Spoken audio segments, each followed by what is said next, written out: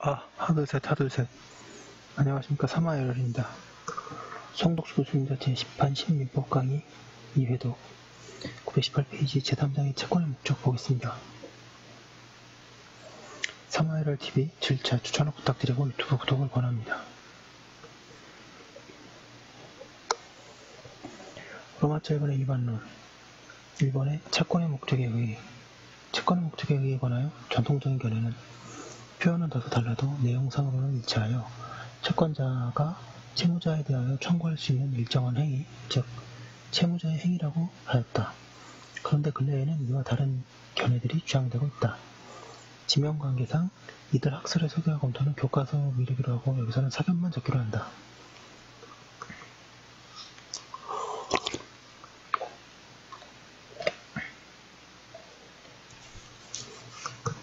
채권의 목적은 채무자가 하여야 하는 행위이다. 그런데 채권 가운데에는 채무자의 행위에 의하여 실현된 결과를 목적으로 하는 것도 있고 또 채무자의 행위만을 목적으로 하는 것도 있기 때문에 채권의 목적은 경우에 따라 결과 실현 행위일 수도 있고 행위 자체일 수도 있다. 고용계약에 있어서 고용자의 노무 제공 의무는 채권의 목적이 행위 자체인 채권의 의무이고 매도인의 재산권 이전 의무, 수급인의 일의 완성 의무는 채권의 목적이 결과 실현 행위인 채권의 예의다.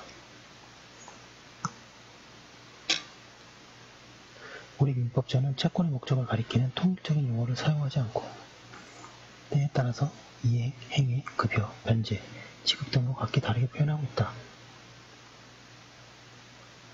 그런데 학자들은 대부분 급여라는 단일한 용어를 쓰고 있다. 사견으로는 이행, 행위라고 하는 것이 바람직한 것으로 생각되나 급부라는 용어가 워낙 굳어져 있기 때문에 이 책에서도 급부라는 용어를 사용하기로 한다. 채권의 목적과 채권의 목적으로 구별해야 한다. 채권의 목적은 채무자의 이행행위이고 채권의 목적물은 그 이행행위의 객체이기 때문이다. 가령 매도인의 소유권 이전 의무의 경우에 채권의 목적은 소유권 이전 행위에 대하여 채권의 목적물은 매매의 객체인 물건이다. 민법도 이 둘을 구별하여 사용하고 있으나 용어 사용이 부정확할 때도 있다. 2번에 채권의 목적의 요건. 채권이 법률 규정에 의하여 발생하는 경우에는 채권의 목적도 법률에 의하여 정해지고 따라서 그것은 당연히 유효하게 된다. 그러나 채권이 당사자의 법률 행위 919페이지에 특히 계약에 의하여 발생하는 경우에는 사정이 다르다. 그 경우에는 사적 자치가 인정되기 때문에 당사자는 원칙적으로 자유로운 의사에 기하여 채권의 목적을 정할 수 있다. 그렇다고 하여 채권의 목적이 전혀 무제한일 수는 없다. 그것은 법률행위의 목적에 관한 일반적 유효요건을 갖춰야 한다. 왜냐하면 만약 채권의 목적이 법률행위의 목적의 일반적 유효요건을 갖추지 못하면 법률행위의 목적도 그 요건을 갖추지 못하게 되기 때문이다. 예컨대 불타버린 집을 매매하는 경우에 채권의 목적인 매도인의 소유권 이전 행위, 인도 행위가 원시적 불능인데 그때에는 법률행위의 목적인 집의 소유권 이전 청구권의 발생, 인도 청구의 발생도 원시적 불능이 되고 그 결과 집의 매매 계약도 무효로 된다. 따라서 채권의 목적도 확정할 수 있어야 하고 실현 가능하여야 하며 적법하여야 하고 사회적 타당성이 있어야 한다. 그 밖에 채권의 목적이 근본으로 평가할 수 있는 것이어야 하는가에 관하여 민법이 명문 규정을 두고 있다. 주의할 점. 채권의 목적, 즉 급부가 확정 가능, 적법, 사회적 타당성 등의 요건을 갖췄을지라도 법률행위가 그 요건을 갖추지 못하게 될 수도 있다. 그 이유는 급부가 쌍무계약상의 것일지라도 그것은 하나의 것으로만 문제가 되기 때문이다. 예컨대 폭리행위의 경우에는 폭리행위를 당한 자의 급부는 사회적 타당성이 있지만 전체적인 법률행위는 사회적 타당성이 없게 된다. 방금 1번의 확정성. 채권의 목적, 즉 급부는 확정되어 있거나 적어도 확정될 수 있어야 한다. 급부가 이행기까지 확정될 수 없는 경우에는 채권은 성립하지 않고 그 채권을 발생시키는 법률행위도 무효이다. 급부의 확정은 법률행위, 특히 계약에 의해 발생하는 채권에 관하여만 문제된다. 왜냐하면 법률 규정에 의하여 발생하는 채권의 경우는 법률의 급부의 확정 표준도 정하기 때문이다. 급부 확정의 방법. 법률행위에 의하여 발생하는 채권에 있어서 급부의 확정은 사적 자치의 원칙상 마땅히 당사자가 행하여야 한다. 그리하여 민법은 단지 특수한 개별적인 채권에 관하여만 또는 급부에 관한 사항 중 사소한 것에 관하여만 보충 규정을 두고 있을 뿐이다. 따라서 급부의 확정은 우선은 법령의 해석의 방법으로 행하여져야 하며 해석으로 결정할 수 없는 경우에는 보충 규정에 문의하여야 한다. 그 결과 급부를 확정하는 방법에는 1번에 당사자의 합의에 의한 확정, 2번에 관습에 의한 확정, 3번에 법률 규정에 의한 확정의 셋이 있고 그 가운데 1번의 확정에는 당사자의 합의에 의하여 직접 급부를 확정하는 경우와 이윤에 당사자가 계약에 의하여 급부를 확정하는 방법을 정해놓아 그 방법에 의하여 급부가 확정되는 경우가 있다. 그리고 이 이윤의 방법으로 당사자의 일반 또는 제3자에게 급부의 확정을 맡길 수도 있다.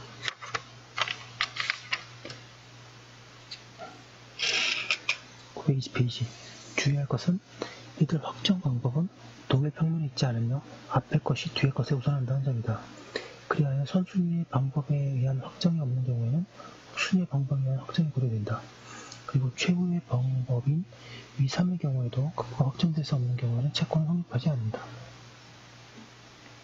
양가로 이번에 실현 가능성, 급부는 실현이 가능한 것이어야 한다. 실현이 불가능한 급부를 목적으로 하는 채권은 성립하지 않으며 그러한 채권을 발생시키는 계약은 무효이다. 그런데 계약을 무효화시키는 불능은 모든 불능이 아니고 원시적 불능이어야 한다.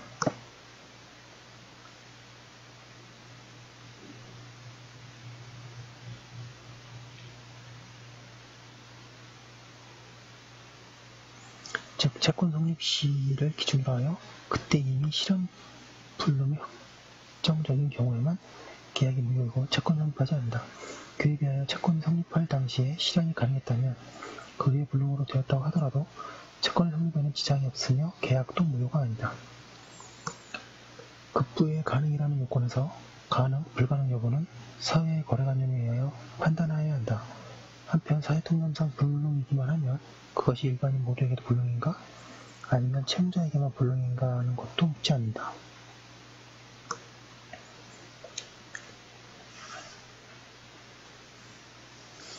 이 사건 각 하도급 계약 당시 서론과 같이 그 건축공사에 대한 건설부 장관의 사업계획 승인, 원도급인의 소외, 대한주택공사의 하도급인에 대한 승인, 그 건축 부지의 확보 등이 이루어져 있지 않았다 하더라도 그 계약의 목적이 된 원심 판시 토지상의 아파트의 건축 등의 공사를 하는 것은 법률상 금지 내지 제한되어 있었다는 등 특단의 사정이 없는 한 이상 계약 후일을 보완할 수 있는 것이므로 그와 같은 사유만으로는 이 사건 각 하도급 계약 당시 그 계약 목적이 실현 불가능한 것이었다고 할 수 없다.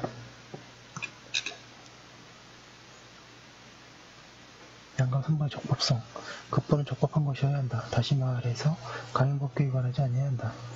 예컨대 범죄 행위 실행, 법률상 양도가 금지되어 있는 물건 등 인도를 목적으로 하는 채권이 성립하지 않으며 그와 같은 약속을 한 계약은 무효이다.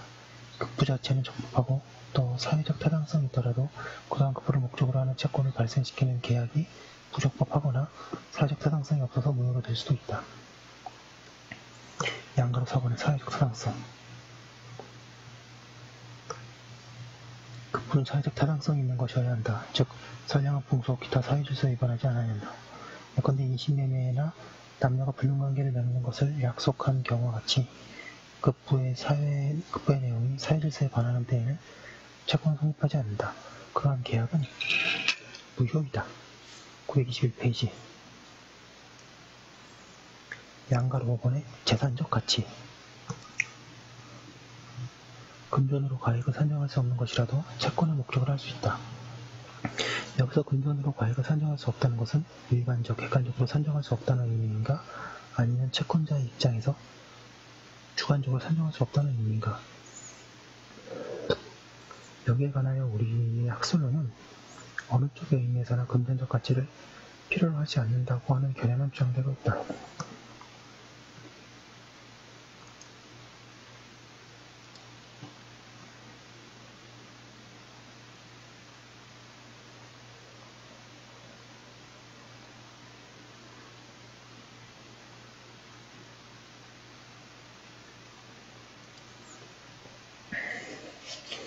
그러나 급부가 채권자에게 금전적 가치가 전혀 없는 경우는 없을 것이다. 따라서 이는 객관적으로 가액을 산정할 수 없는 것도 채권의 목적이 될 수 있다는 의미로 새겨야 한다. 견해에 따라서는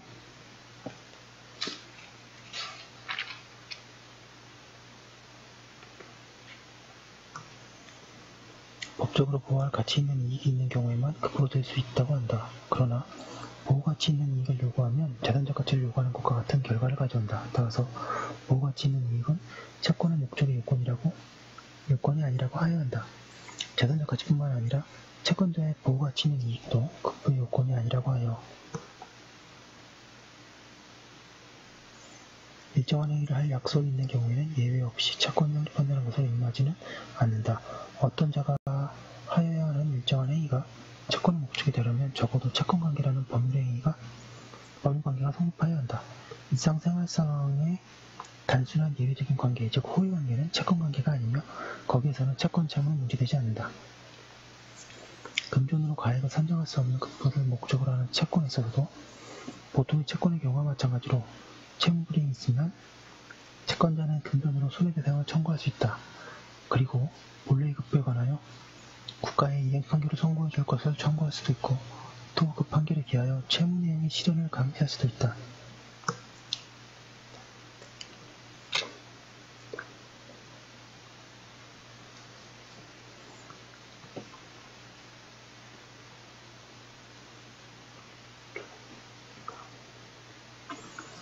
재산적 가치가 없는 것을 목적으로 하는 채권도 보통의 채권처럼 재산권이라고 보아도 무방할 것이다. 그러한 채권도 불이익이 있으면 금전에 의하여 손해배상을 하게 되기 때문이다.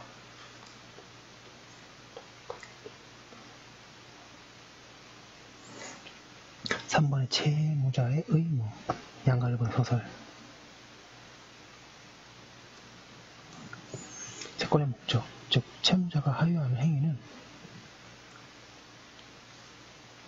채권자가 요구할 수 있는 행위의 측면에서 보다는 채무자가 하여하는 의무의 측면에서 살펴보아야 요락되는 것이 없게 된다. 왜냐하면 채무자의 의무 가운데에는 채권자가 이행을 요구할 수 없는 것도 있기 때문이다.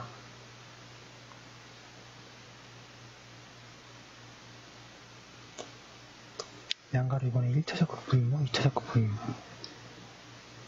채권관계, 특히 계약에 의한 채권관계에 있어서 채무자의 의무는 제1차적인 급부의 의무와 922페이지 제2차적 급부 의무가 나눌 수 있다. 그럴 경우 전자는 채권 성립할 당시에 발생한 급부 의무이고 후자는 제1차적 급부 의무에 장애가 생긴 경우에 그것 대신에 또는 그것과 병존하여 발생하는 급부 의무이다. 제1차적 급부 의무와 제2차적 급부 의무는 성립요건에 있어서 다르므로 구별되어야 한다. 전자는 원칙적으로 이행기가 되면 곧바로 이행을 청구할 수 있는 데 비하여 후자는 다른 요건을 더 갖춰야 이행을 청구할 수 있다. 한편 이 두 의무는 뒤에서 보는 본래의 급부 의무, 기타의 행위 의무와 구별과는 결합될 수 없다. 왜냐하면 제2차적 급부 의무는 기타의 행위 의무의 위반의 경우에도 발생할 수 있을 뿐만 아니라 제2차적 급부 의무에도 본래의 급부 의무 외에 기타의 행위 의무가 포함되어야 할 것이기 때문이다. 양가로 3번의 본래의 급부 의무, 기타의 행위 의무. 채권관계에 있어서 채무자가 부담하는 의무에는 급부 의무만 있는 것이 아니고 그 밖에 채무를 이행하는 과정에서 법률이나 심식 등에 의하여 부담해야 하는 의무들도 있다. 후자를 가리키는 용어로 여러 가지가 사용되고 있으나 사견으로는 급부 의무 이외의 행위 의무의 의미로 기타의 행위 의무라고 표현하려고 한다. 채무자의 의무를 본래의 급부 의무와 기타의 행위 의무로 나누는 경우에는 그 구별 표준은 소제기 가능성 여부에서 찾아야 한다. 그리하여 이 행위소나 부작위의 소에 의하여 이 행위 강제될 수 있는가의 의무가 본래의 급부 의무이고 당의 의무의 이행이 없을 때에는 단지 불완전 이행 또는 법률상의 보호 의무 위반을 이유로 한 손해배상 청구권만이 주어질 수 있는 경우의 의무가 기타의 행위 의무이다. 기출 좀 치겠습니다.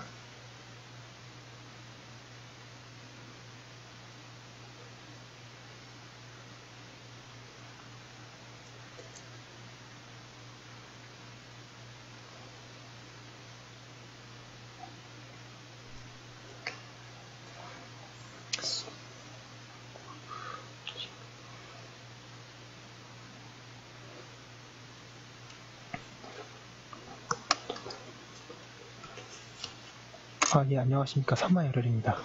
오래간만입니다.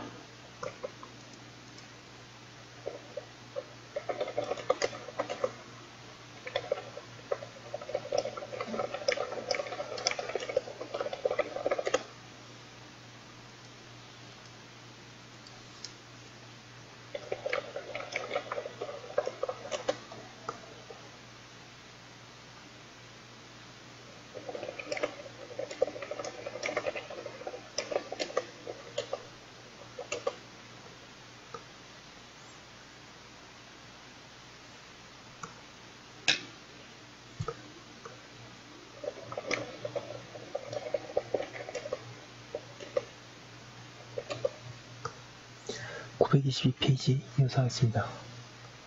본래의 극보 의무는 그 내용에 따라 다시 주된 극보 의무와 부수적 극보 의무로 나뉠 수 있다.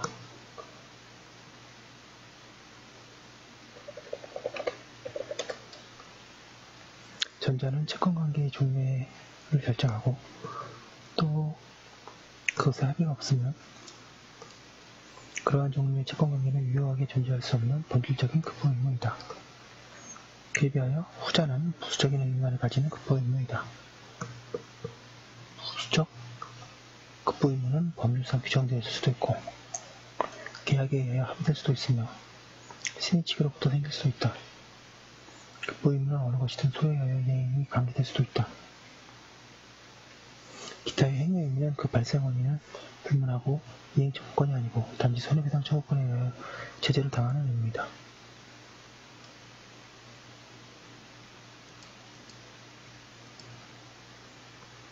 특정물 채권자의 성관주의, 보존 의무, 채권자에게 신체적 재산적 손해를 가하지 않아야 하는 의무가 그 이해이다. 기타의 행위 의무는 계약 목적의 달성을 적극적으로 촉진하는 의무일 수도 있으나 채권자의 완전성이 이익을 보호만을 목적으로 하는 것일 수도 있다. 본래의 극보 의무와 기타의 행위 의무를 구별하게 되면 1차적 극보 의무 없는 채권 관계도 923페이지 인정할 수 없게 된다. 계약 체결성의 과실이나 제3자의 보호 효력이 있는 계약에서 그 예를 볼 수 있다. 한편 위의 두 의무는 모두 상위의 극보 개념에 포함된다고 하여야 한다. 그래야만 기타의 행위 의무 위반도 채무불이행으로 다룰 수 있게 되고 따라서 극보 개념을 가령 채무불이행에 있어서 다르게 다투지 않고 통일적으로 설명할 수 있게 되기 때문이다. 채무자의 의무는 본래의 극보 의무와 기타의 행위 의무가 있고 본래의 극보 의무는 주된 극보 의무, 부수적 극보 의무입니다.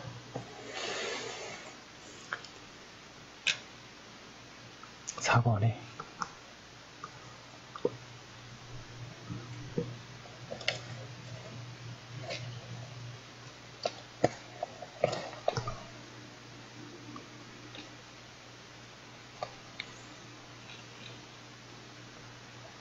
채권의 목적의 분류 보겠습니다.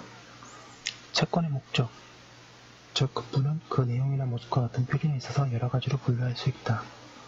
극보는 자기극보와 부자기극보, 자기극보는 주는극보와 하는극보, 주는극보는 특정물 극보, 불특정물 극보, 불특정물 극보에는 금전극보, 기타 종류 극보, 부자기극보는 단순 부자기인용 있습니다.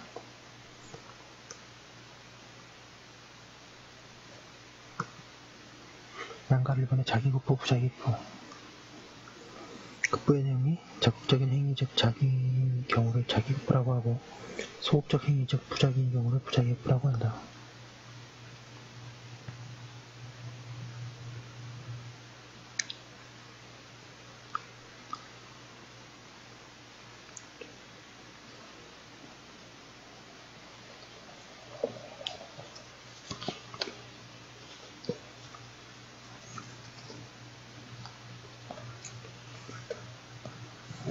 그리고 부자기극보에 있어서 부자기에는 단순 부자기 외에 채권자가 일정한 행위를 하는 데에 대하여 이의나 반대 행위를 하지 않는 내용도 포함된다.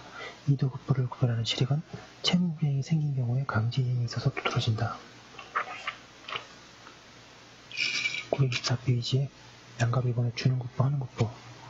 극보가 자기인 경우 즉 자기극보는 다시 주는극보와 하는극보로 나눌 수 있다. 주는극보는 물건의 인도를 내용으로 하는 것이고 하는극보는 그 밖에 자기를 내용으로 하는 것이다. 하는 국부는 족보는 의해 자기 국부라고도 한다. 주는 국부와 하는 국부는 각각 프랑스 통설 판례가 인정하는 주는 채무, 하는 채무의 목적이 되기도 한다. 주는 국부의 경우에는 국부 결과가 중요하고 국부 자체는 중요하지 않다.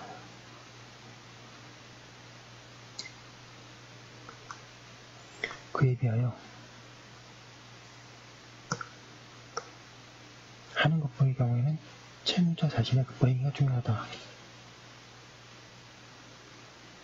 그리고 채무 불이행이나 강제이행에 있어서도 양자의 차이를 보인다.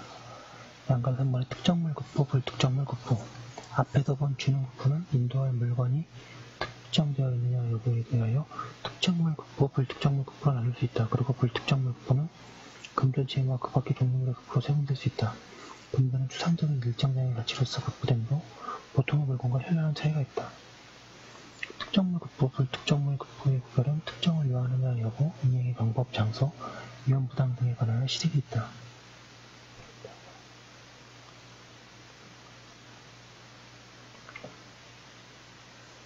양가로 4번에 가분국부, 불가분국부.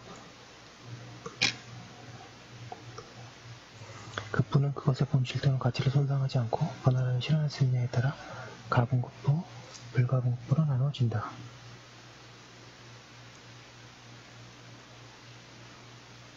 이 구별은 하는 국부에 관해서도 할 수 있지만 주는 국부에 관한 향하는 때가 많다.